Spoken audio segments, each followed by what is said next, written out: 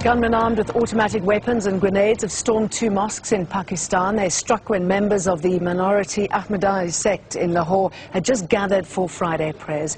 The coordinated attacks left 80 dead and dozens more wounded. In hospital, we met one of the survivors, Rashid. He was hit by 3 bullets and witnessed the killing of a young boy who just wanted to give his father some water. The son was offering him water, and while he was drinking water, these 2 people came in and they shot him point blank. I can't forget that. It was very, I thought they would spare them, but they did not spare. Inside the mosques, it seems that no one was spared, killed for their faith in a country already awash with blood.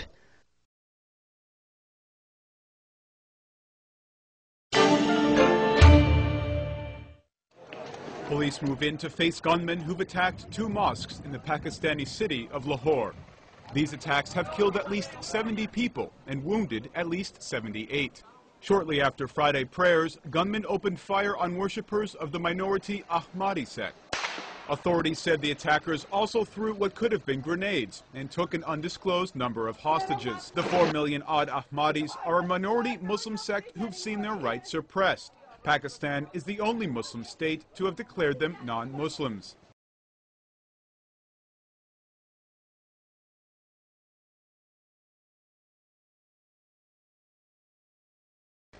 In London, the head of the Ahmadiyya sect reacted. God will take revenge on the opposition who have tried to collectively destroy us. How he does it is up to him. How he'll catch those responsible, he alone knows. But God will teach a lesson to those who challenge him again and again.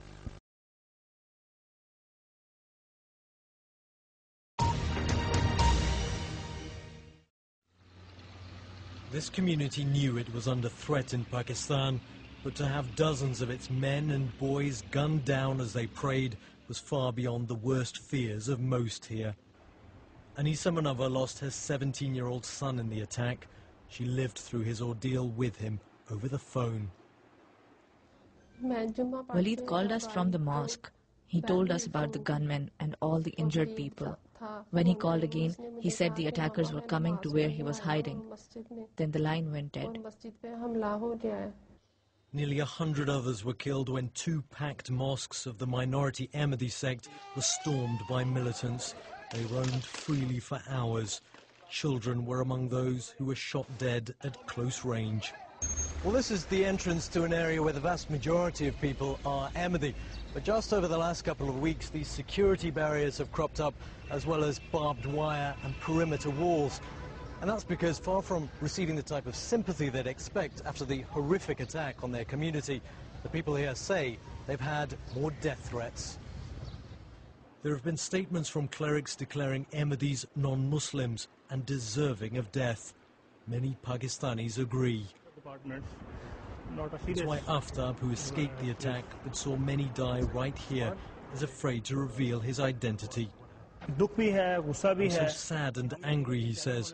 Some said they were proud of the killers. Others handed out sweets to celebrate. Not even our neighbors came to pay their condolences. Just because we're Ahmadi doesn't mean we're not human. मुखालिफीन हमें कहते हैं कि कुरान करीम की इस तालीम के ख़िलाफ़ हज़रत सल्लल्लाहु अलैहि वसल्लम के मुकाम की तारीफ़ करो, वरना हम तुम्हारी गर्दनें काटेंगे। हमारी तारीफ़ के मुताबिक ला इलाहा इल्लल्लाह पर अमल करने के लिए तैयार हो तो ठीक, वरना मरने के लिए तैयार हो जाओ। हमारी तारीफ़ के मुताबिक मोहम्मद रसूलुल्लाह सल्लल्लाहु अलैहि वसल्लम की तारीफ़ को समझने के लिए तैयार हो तो ठीक, वरना अपनी जान से हाथ धोने के लिए तैयार हो जाओ।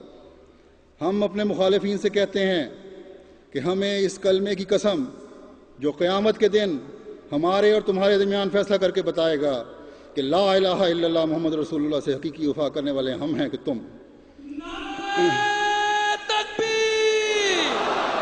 इस्लाम अहमदिया हजरत खातमुल अंबिया मोहसिन इंसानियत। और और जमात अहमदिया की 121 साल की साला तारीख गवाह है कि जब भी इलाही तकदीर के तहत जमात पर इब्तिला आया, अल्लाह ताला ने जमात को सबात कदम अता फरमाया, दुआओं की तरफ राग़िब किया और जमात की मुतज़र्रियाना और मुस्तरबाना दुआओं को कबूल फरमाते हुए कामयाबियों की तरफ पहले से बढ़कर रवां दवां कर दिया और बशर साबिरीन की खुशखबरी का मिस्दाक बना दिया। बस आज भी जो जुल्म जमात पर पाकिस्तान में रवा रखा जा रहा है और जिसकी इंतहाई बहीमाना और जालमाना सूरत लाहौर में अहमदियों पर इज्तिमाई हमले की सूरत में सामने आई है, और हमला भी खुदा के घर में खुदा की इबादत करने वाले नहते अहमदियों पर। तो क्या उस वक्त जब हमला हो रहा था, उस वक्त जिस सब्र और हौसला और इस्तिरार से अहमदी दुआएं कर रहे थे और उसके बाद आज तक अहमदियों में इस्तिरारी कैफियत कायम है और दुआओं में मसरूफ़ हैं, तो क्या खुदा ताला इन दुआओं को नहीं सुनेगा? सुनेगा और इंशाअल्लाह यकीनन सुनेगा, ये उसका वादा है।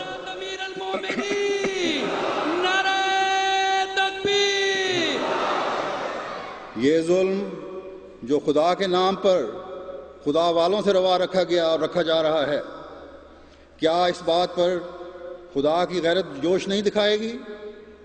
दिखाएगी और यकीनन दिखाएगी।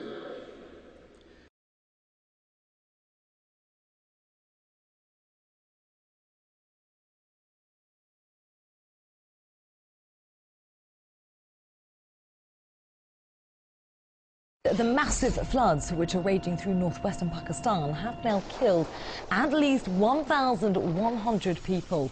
Emergency workers are struggling to save thousands of others who are still trapped. The situation is being made worse by waterborne diseases, which some of those in rescue camps suffering with fever and skin problems. The UN estimates that about 1.5 million people are affected by the country's worst monsoon rains in memory.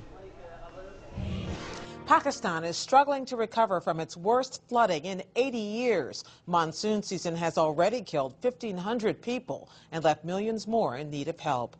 Today, the floodwaters pushed into the heart of the country and threatened to surge south. The latest aerial footage from Pakistan showing what's being called the flood of the century. The search and rescue efforts are continuing. Aid agencies say entire villages have been washed away in the worst flooding for 80 years. The worst monsoon rains in 80 years have left 1,100 people dead and large areas in the northwest of the country underwater.